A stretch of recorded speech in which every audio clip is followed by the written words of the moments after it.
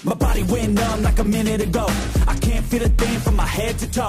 I lost my mind, man, I'm out of control. I can't stop, no, thinking I'm about to blow. Like a dog fight, you will see the bullets fly. War cry and the ring will be a play.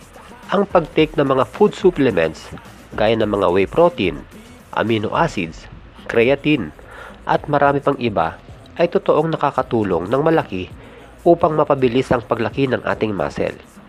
Pero hindi nangangahulugan na dapat ay mag-take ka nito kung gusto mong lumaki ang iyong katawan. Ibig sabihin, pwede pa rin lumaki ang iyong muscle kahit hindi ka gumagamit ng mga supplements. Ang pinakadahilan kung bakit ginawa ang mga supplements na ito ay upang mapadali ang ating meal preparation. Halimbawa, kailangan mo nang kumain pero naipit ka sa traffic. Kung may baon kang protein shake, madali mo itong maiinom dahil katumbas na rin ito ng isang meal o isang kainan. O di kaya ay kapag napansin mong kulang pa yung protein na nakain mo sa araw na yon, pwede kang mag-take ng whey protein bago matulog upang punan ang kakulangan ng iyong protina. Ito para sa akin lang ha. Hindi ibig sabihin na nagtitake ka ng mga supplements hindi ka na natural na bodybuilder o hindi ka na nati kung tawagin. May mga pagkakataon kasi na hindi maiiwasan na kailangan mong mag-take ng supplements. Gaya ko, kapag nakita ko na ang nilutong ulam ni Mrs. Mas maraming gulay kaysa sa karne, nagtitake ako ng whey protein pagkatapos kumain. Oo, pwede naman magluto ng 3 hanggang 4 na itlog imbis na whey protein. Kaso, ayoko nang pahirapan pa yung tagaluto ko. Yun ay sa akin. Pero kung kaya nyo namang mag-prepare ng maraming putahe para lang punan ang pangangailangan nyo sa protina, di sige lang. Halimbawa, syempre tayo gusto nating ulam lagi ay mga karne para sa ating source of protein. Hindi naman lahat ng kasama mo sa bahay ay gusto rin nun. Kaya, kapag nagluto sila ng gulay, magluto ka rin ng sarili mong ulam na sagana sa protina. Kung tinatamad ka magluto, di yun nga, mag-whey ka na lang. Yun nga lang, may kamahalan ang mga supplements na ito. Kaya yung iba, gustuhin man nilang mag-take nito, subalit, kapos naman sa budget. Ang magandang balita, kahit hindi ka mag-supplements, ay kaya pa rin palakihin ang iyong muscle sa pamamagitan ng mga solid foods. Ang mga solid foods ay gaya ng kanin, tinapay, mga karne, gulay. Ito yung natural na kinakain natin. Walang halong chemical, ika nga. Kaya halimbawa ng whey protein, ito ay isang klase ng protina na maaari din nating makuha sa mga pagkain tulad ng itlog, manok, baka, isda at iba pa. Ang itlog ay nagtataglay din ng mga amino acids na kailangan ng ating muscle upang lumaki ito. Ang karne ng baka ay mayaman naman sa creatine na magagamit natin sa ating pagbubuhat upang madagdagan ang ating lakas at makakatulong din ito para mapabilis ang muscle recovery. Ang omega-3 supplements ay may malaking ambag din sa pagpapalaki ng katawan. Ang isda ay napakayaman nito sa omega-3. Vitamins? Oo, kailangan din natin yan. Ang mga gulay at prutas ay mayaman sa mga vitamins and minerals. Ang mahalaga kasi dito mga kaprakti, yung timing ng pagkain mo. Tiyakin mo na sa bawat meal mo ay meron lagi itong kasamang protina. Lalong-lalo na sa umaga, bago magbuhat, pagkatapos magbuhat, at bago matulog.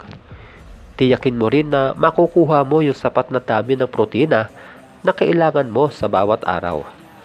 At bawat individual ay magkakaiba ng dami ng protina na kailangan niya.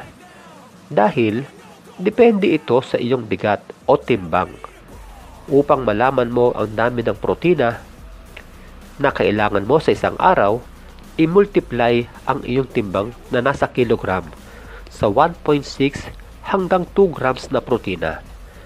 Kaya kung ang timbang mo ay 50 kilograms, i-multiply ito sa 1.6 grams.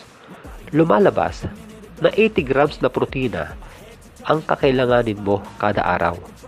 Kung gusto mo namang dagdagan pa ang dami nito, maaari mong i-multiply ito sa 2 grams.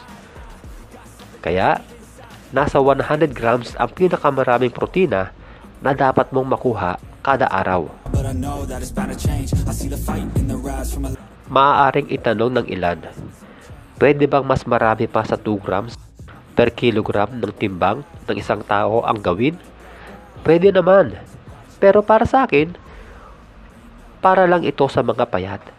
Sapagkat, kapag dinagdagan mo ang kakainin mong protina, katumbas na madadagdagan din ang calories na papasok sa'yo.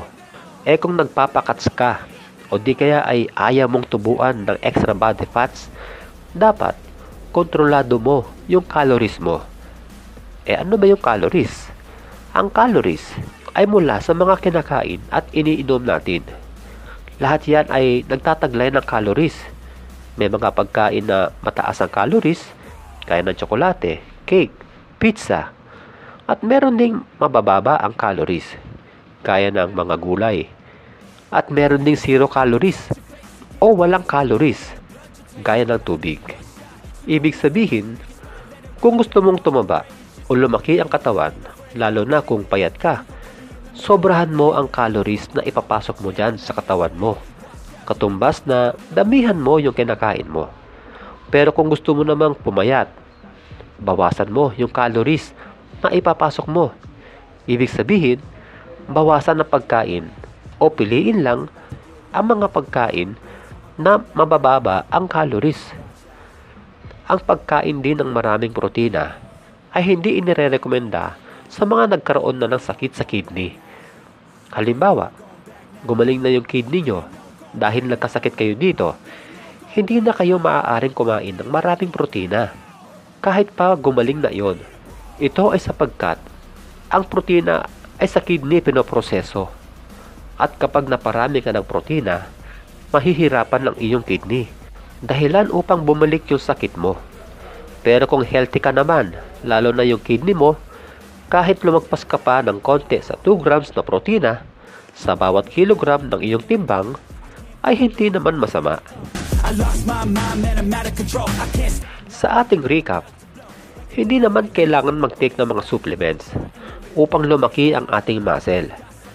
Tiyakin mo lang na makakakain ka ng mga pagkain na gaya ng makukuha mo sa mga supplements tulad ng protein, creatine, amino acids at iba pa. Tiyakin mo rin na tama yung oras ng pagkain mo ng protina at sapat ang dami nito na kailangan mo kada araw. Para sa mga iba pang pagkain na para sa muscle, ay bisitahin nyo lang ang aking channel at tiyak na marami kayong matututunan dito. At lagi kong sinasabi, ang paglaki ng muscle ay hindi nakukuha sa pagbubuhat lamang. Dahil kailangan nyo rin dito ng sapat na tulog at tamang pagkain. Hanggang sa muli mga kaprakti, God bless!